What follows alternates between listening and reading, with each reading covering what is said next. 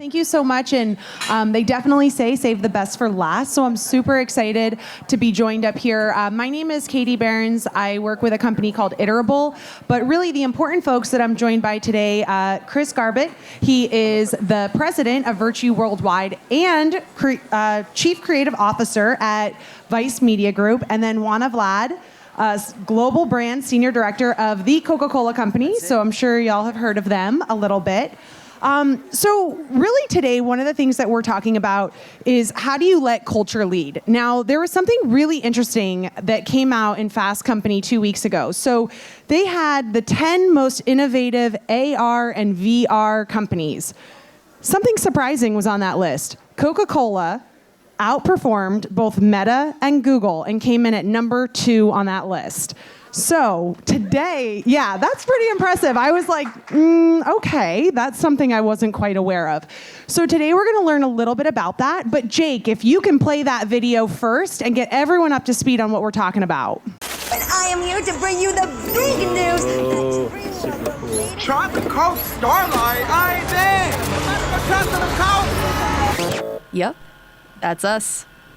You're probably wondering how we got here. Well, the soda category has become infinite, and young people have more options than ever before.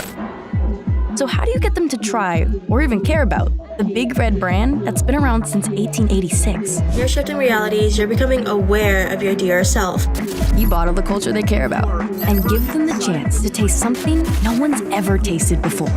You take the spirit of escapism and turn it into a new kind of Coke that tastes like space. Yeah, like outer space.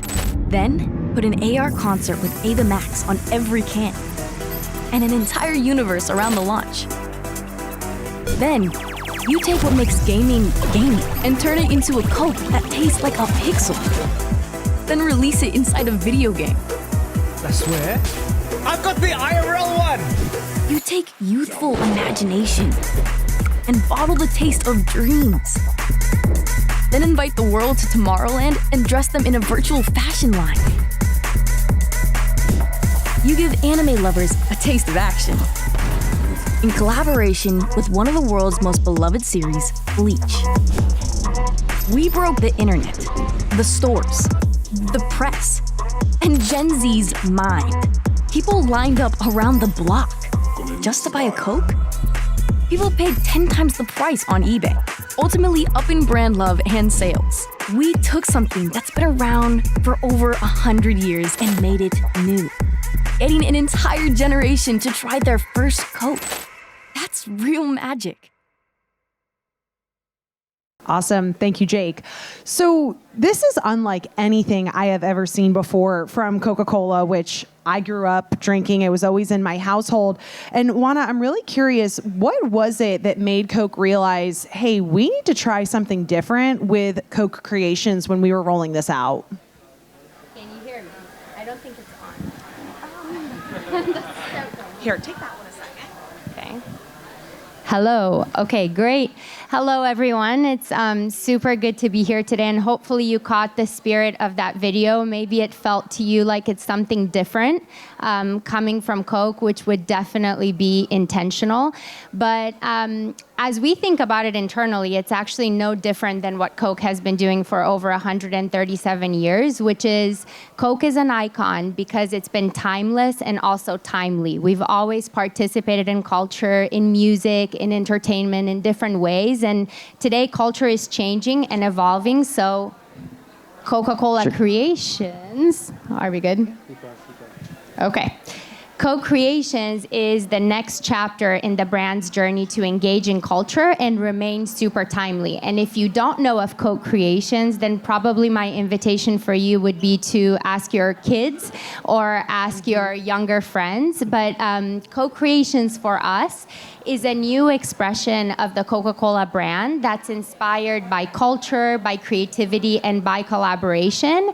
And to date, we've actually introduced 6 different limited edition innovations that start with a product and a really unique package design, but then also open up a portal to a world of physical, but definitely and most importantly, digital experiences, some of which you saw in the video. And so, Oana, you mentioned something about, if we don't know about this, go ask our kids. How did Coke partner with Virtue to actually understand what those insights were? And Chris, maybe this one is one you could take. I mean, it's probably the most fun we ever have working with a brand. Can you imagine inventing new flavors of Coca-Cola? And I mean, at Vice Media Group, we really do always we exist because of our audience, right? Mm-hmm. We're embedded in these pockets in culture. We've got ongoing dialogue with these audiences. So we started there. We started by leaning in and really digging into insights and triggers in culture and try to find places where culture is leading the way, right? And we talk about the courage to let culture lead. And I think when a brand actually has the courage to do that, it changes the whole marketing model of a brand. And so we started by working with our insights team at Vice. We've got a lot of data analytics. We've got a lot of ways to engage with our audiences. And out of that, we pulled out these triggers and these themes in culture and identifies areas that, especially in the pandemic, right? People wanted to escape. They wanted to go somewhere else. And they were creating these sort of alternative realities. And that's how we came up with Coca-Cola with the theme around space exploration. And love him or hate him, Elon Musk was sort of trending then. And there's a big conversation. And out of that sort of informed the roadmap for how the brand showed up and how the brand actually met the audience where they were at.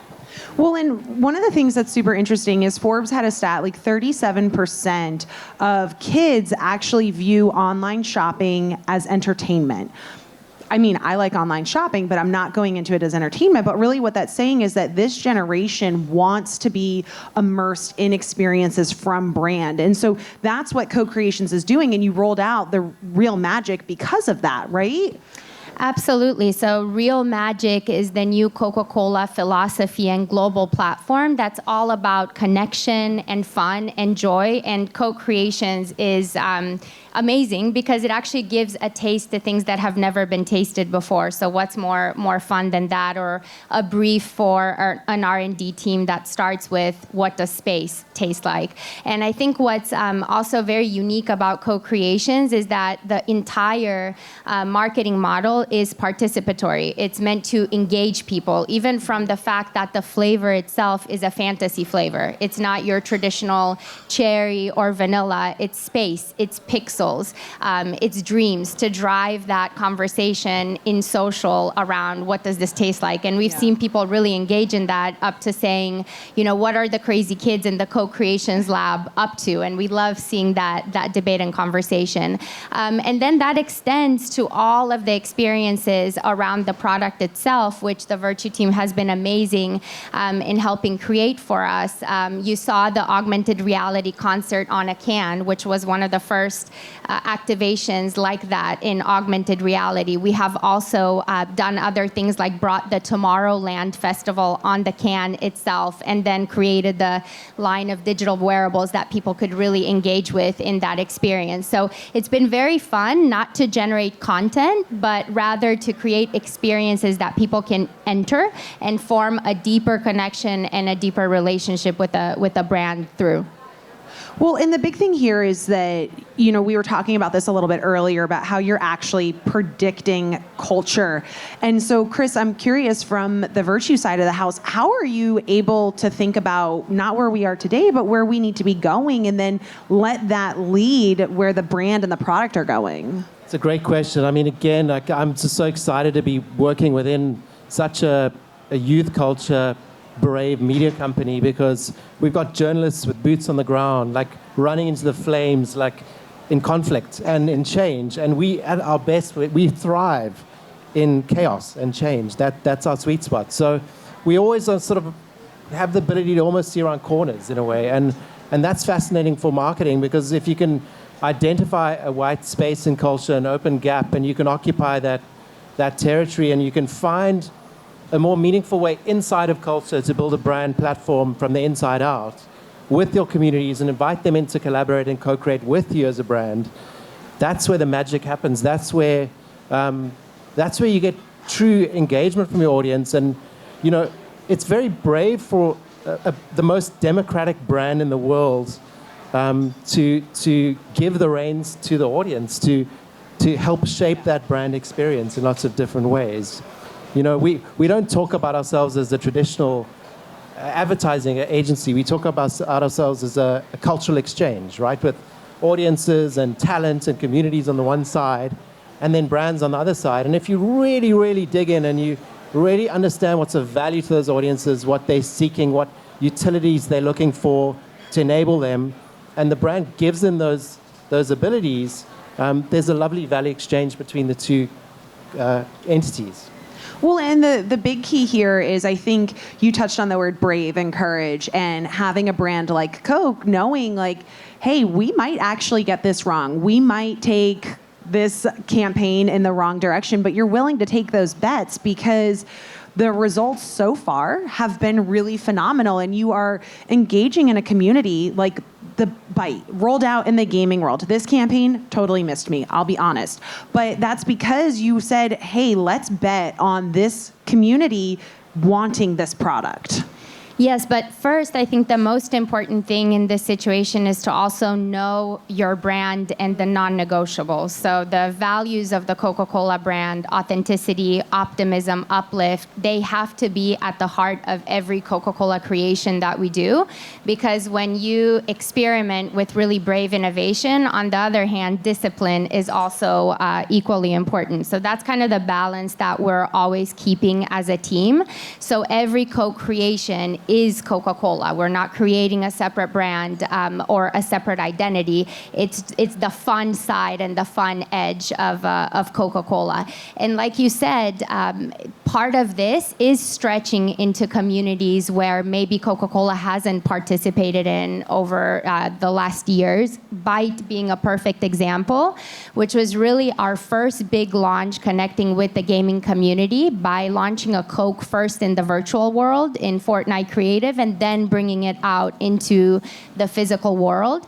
But we also did it through authentic collaborations like working with gamers, working with Team Power to really engage in a more meaningful way versus, I love what the team said before us, entering a community and starting to shout.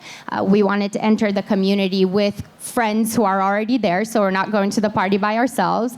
And we're trying to add some value, right? I guess we're taking the bottle of wine to the party by creating the meaningful experiences. So I think it's always the careful balance of staying super true to the brand, never stepping away from the values, and then leveraging authentic connections, collaborations, and experiences to enter new communities.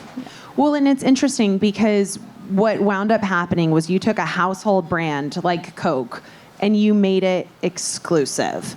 And Chris, you dropped sneaker culture. How do you take a bottle of Coke and make it something that is reselling on eBay for 10, 20x what people could buy it for? This is what we are so excited about, is a new marketing model, right? When you take the world's most democratic brand that's accessible, it's almost an arm's reach of anybody in the world. You can reach out and touch it.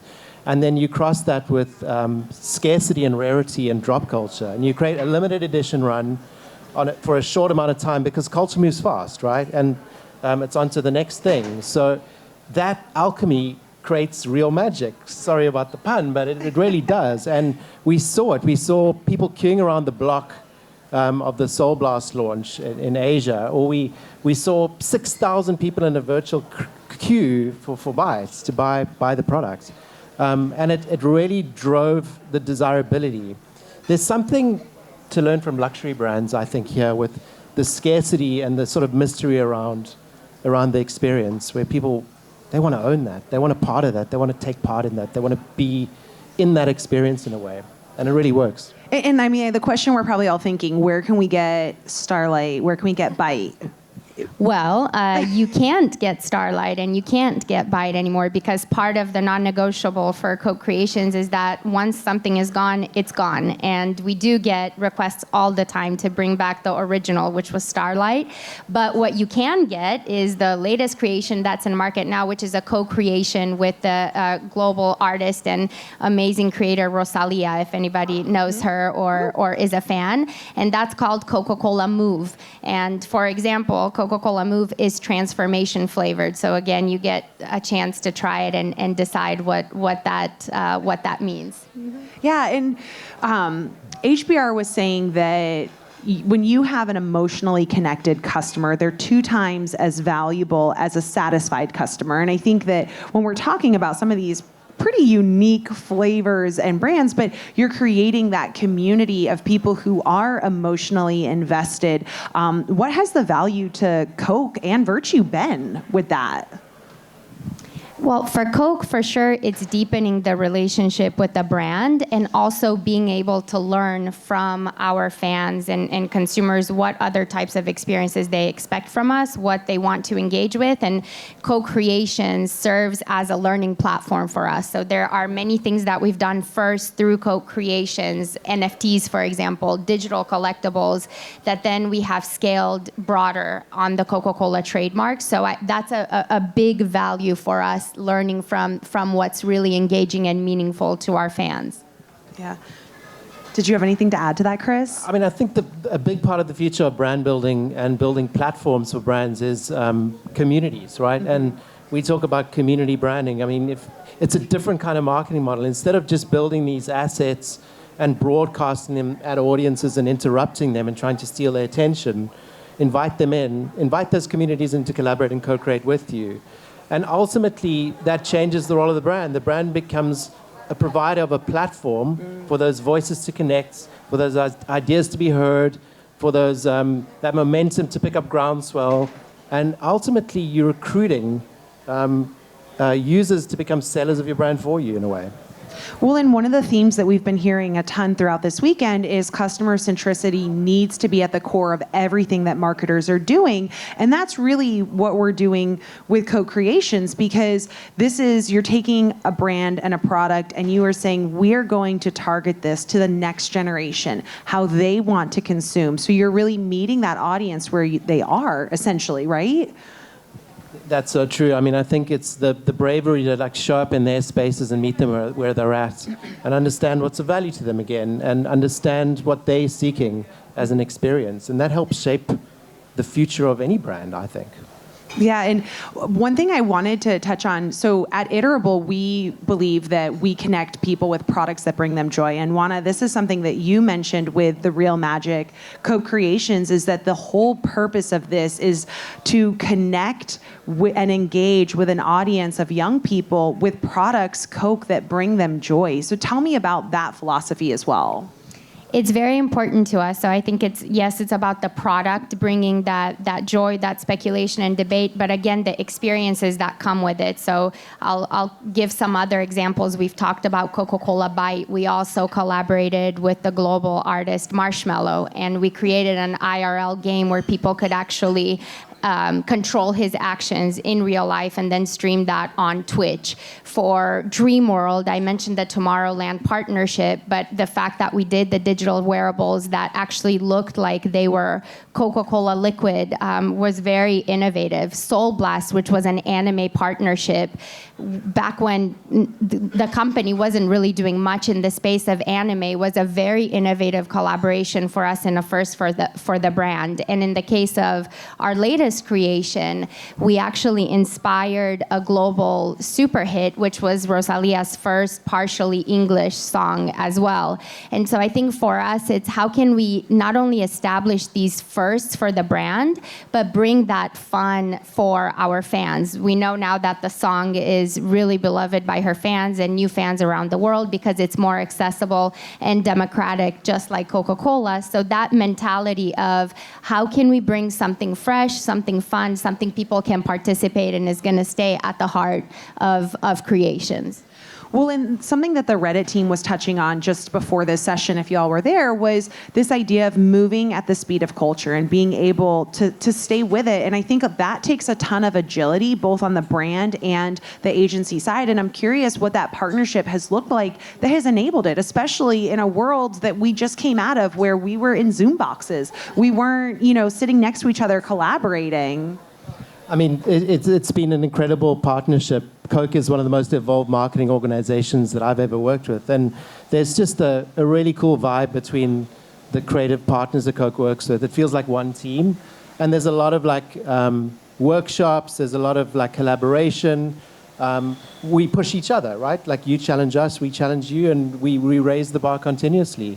We talk a lot about the risk for brands these days is becoming irrelevant, right? As audiences move on to other things, the rise of streaming, the rise of entertainment, the rise of gaming, attention is being stolen everywhere from brands, and gone are the days of just expecting to be able to buy that attention. So you've got to stay relevant, and I think that's the ultimate point of creations is like, how do you take a brand that maybe was starting to fall a little bit off youth culture's radar and put it right at the epicenter of culture again in a way that's relevant, that's really valuable to that audience, and that's exciting and brings them an experience of joy. It gets them to feel positively about the brand in a way. No, I think that was beautifully said, and I would just say, yes, it's collaboration and mutual trust when you have to move this quickly and have to make decisions, and it's been a great journey. Yes. So where is the future of AR for Coke? What does that look like? How do you plan to not just be number 2 on that Fast Company list, but move to number 1? If you can share. I think I don't know the answer to that, right? Because the whole point here is to move with culture, is to experiment and learn. So I don't know how to answer what is the future of AR, but I can say that we are looking at the platforms and the types of experiences in the digital world that our fans are using, whether it's something that is being used broadly today or something that's on the rise. We're always looking at that and looking to place bets on where culture will go in the future. Sometimes we place those bets and for example, NFTs were huge a couple of years back, and now it's more mixed, right? So the bets aren't always exactly right, but we just need to keep the finger on the pulse and then adapt as such. Well, and so it's a feedback loop that we're getting and giving with the communities that we're trying to engage with, our audiences, and that really touched on one of the key themes that we have been talking about with where we let the audience lead us, but then we also need to give them back what they're expecting. Chris, what does that look like for Virtue? Like, how are you able to balance that of not throwing something at someone that you think they want? I mean, this is what we're very excited about, is partnering with our amazing clients to build a new approach in marketing, right? And we believe at Virtue all about the sort of reciprocity of what a brand gives to expect something back in return. So we work with a tool called Value Exchange Planning, and what that is really understanding up front what's the value to audiences and then choreographing the right gives from a brand to expect the certain types of gets one can expect back. And ultimately, that pushes a cultural currency of a brand up to a point where it's not just a short-term transactional relationship, but you can actually drive long-term price elasticity, loyalty, consideration, you name it. Well, it's the exclusivity that you were talking about a moment ago, right? Exactly, and I think that's ultimately a new way to brand build, right? It's like the brand has to understand the audience intimately and understand what's a need to them, and then tailor the customer experience and the whole journey around that. And that's creations. I love that. I do want to open it up. I have, before I close with some of my questions, are there questions in the audience? I see a couple. I'm not sure if we have an extra mic, or just stand up. It's quiet enough. Right here in the blazer. Yeah, so you talked about AR and got the question where do you see that moving? But I'm interested, you talked a lot about emotion and leveraging that emotion. So what do you see about gaming? Because gaming is very immersive and filled with emotion. Gaming's very immersive and filled with emotion. So I'm curious, where does Coke see the future of gaming and what that means to Coke? Well, I think, let me bring it back to what I mentioned earlier about real magic and Coke values being all about connection. So if you think back to something like a Share a Coke, it was bringing people together in the physical world over a Coke. Friendships and connections are moving from just the physical world into digital worlds, whether that's gaming, whether it's the metaverse, obviously the uprise of AI. So for Coke, what we always will be looking at is how do we participate in our fans' most authentic moments of connection. And if that happens in a gaming world, then that's where we will be. If something else emerges, where moments of connection, friendships are established, that's where Coca-Cola will participate because of what's aligned to the brand values. In terms of how we participate, it can take many different forms. You've seen some things already from Coke this year, more to come for sure.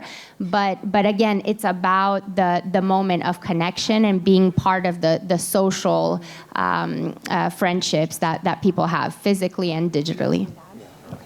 Yeah, I mean, I think what's so exciting is Coca-Cola as a brand platform is a very rich experience with lots of different exciting moments in the year and different kind of partnerships. And the challenge is to just, like, the product is the most democratic, accessible product in the world. Like, how do you give a mass audience access in a way to that rich ecosystem of experiences? And that's where technology unlocks so much.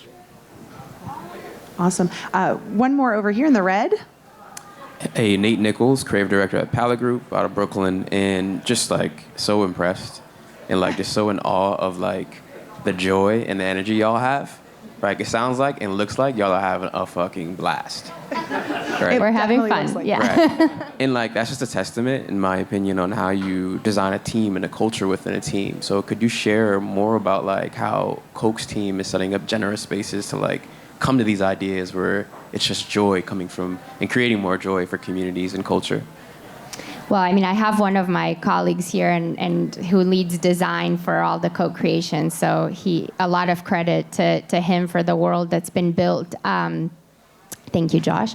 But we always say we cannot believe we get paid to do this, and it's not just a cliche statement where we're often texting each other late at night because we saw something and it's inspiration, and we think we can push the boundaries even more. So, in this case, you asked me about building a team, which is something that's always top of mind for me. I think this was about having the right profile of people who are extremely externally focused, care about the outside world so much. They're always watching what's happening.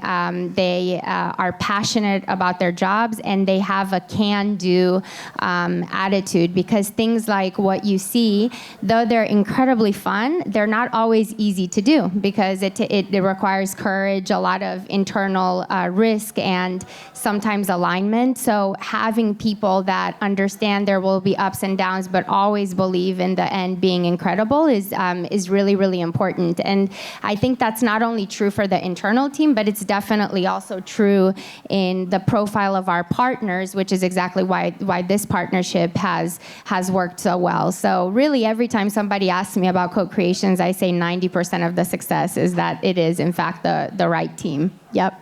It's so much fun. And I tell you, like when a client leans in and they give you so much energy and positivity and enthusiasm and encouragement and challenge, you reciprocate. And it's helped us shape our whole business around that and evolve as a marketing agency in new ways and shapes and forms. I mean, I remember the first time I met Josh, the guy lit me up with like positivity and excitement. And it's true. It's so much fun working on this stuff because it doesn't feel like a job. Awesome. One more question here. You could just stand up and shout. I'm assuming that if you just took classic ROI or attribution modeling, that type of work would deliver different numbers to your big traditional advertising. How are you measuring that? Is there a different measure for cultural vibrancy versus brand equity?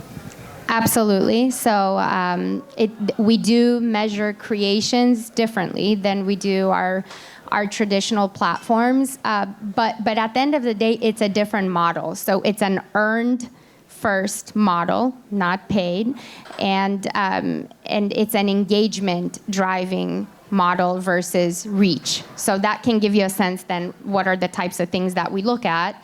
The fact that this platform has driven for us 7.3 billion earned impressions is something that we think is obviously very positive.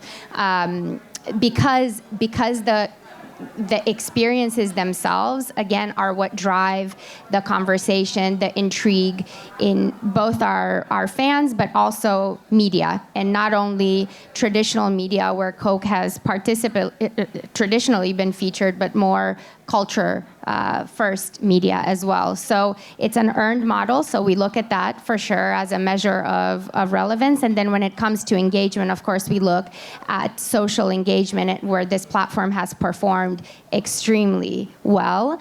And so that's where we see the traction. Awesome. So I think there were a couple more hands, so I'm going to hold those for after the session. But one of the things that we're talking really big about is brands that are winning today, like Coca-Cola, are doing it when they're creating these experiences that connect their customers with joy. What are one big bet that each of you have for how brands can win and create joy in the future? More AR, right? I think just stay real, like really, really, really understand human need in a way and provide that experience for people and uplift them. And ultimately, they'll feel happy about that. I love that answer. This is a hard question.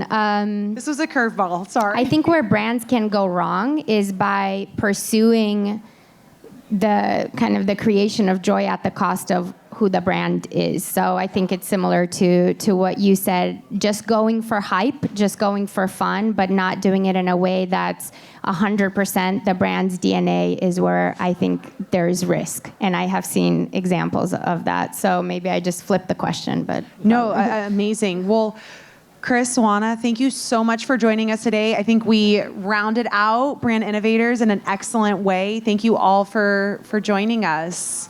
Thank you so much. Thank you so much, Katie. Thank you.